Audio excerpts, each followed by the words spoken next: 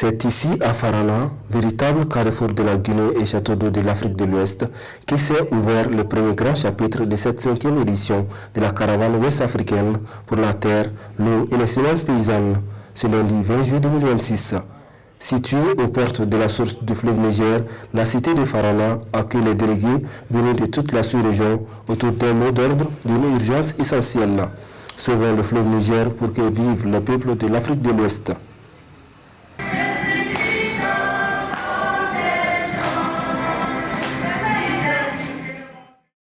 Le choix de Farana, d'abord la position de Farana est stratégique.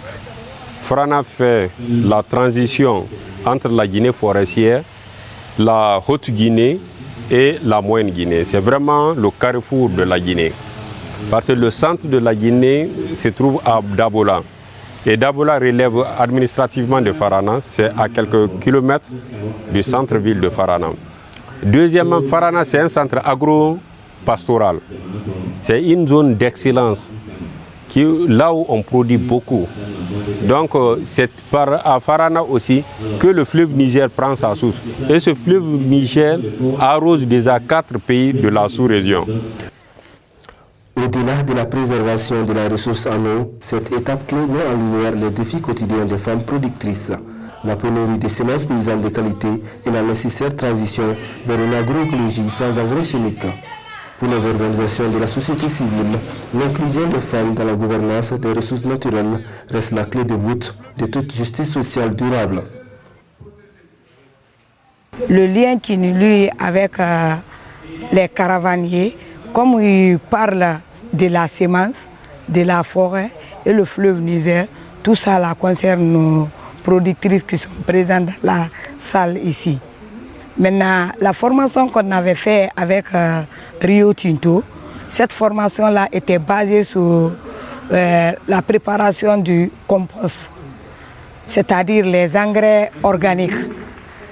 On avait sensibilisé nos productrices de l'abandonner l'utilisation de l'engrais minéral, de se baser pour l'utilisation de l'engrais organique qui est le compostage. Ce que nous avons eu à partager cet après-midi à travers les panélistes, c'est vraiment intéressant. Les propositions, des recommandations qui ont été faites et surtout la cause du fait que ce fleuve est en train de subir des impacts néfastes dus à beaucoup de phénomènes. Et donc l'implication de la communauté, des femmes, puisque je suis responsable et de la mobilisation des femmes à participer à la gouvernance de ces ressources-là. Donc c'est vraiment un moment enrichissant pour moi et de connaissances pour pouvoir vraiment encore jouer mon rôle en tant que militante des droits des femmes et surtout l'implication et l'inclusion des femmes dans la participation des gouvernances des ressources naturelles. Réunis au cœur de l'Institut agroéconomique et vétérinaire de Farana, autorités communales, anciens chercheurs et militants ont rappelé que le fleuve Niger, long de 5000 km, fait vivre plus de 150 millions d'âmes, mais de la déforestation locale à l'orpaillage illégal, en passant par l'ensemblement en aval, le géant boursier est aujourd'hui gravement menacé.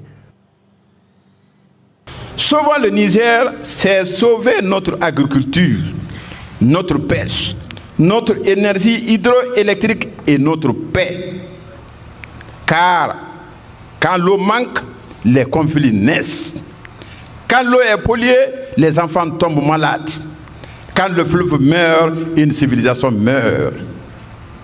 Peuple du Niger, de la Guinée au Nigeria, nous n'avons qu'un seul fleuve, nous n'avons qu'un seul avenir. Jeunes caravaniers, vous êtes les ambassadeurs de cette eau. Portez haut ces messages, car ce message, c'est le message d'espoir et de l'avenir. C'est sur ces mots d'invite, mais aussi plein d'espoir, que je déclare au nom de monsieur le gouverneur de la région administrative de Farana, la caravane sous-régionale Sauvons le fleuve Niger pour que vivent les peuples de l'Afrique de l'Ouest. En prenant son départ depuis Farana, tête d'histoire et semée de l'intégration sous-régionale, la caravane amorce un périple décisif. Les caravaniers reprennent désormais la route à travers les pays côtiers de l'Afrique de l'Ouest. déterminés à porter la voix des communautés rurales, préserver la biodiversité et garantir la justice foncière tout au long de leur trajet.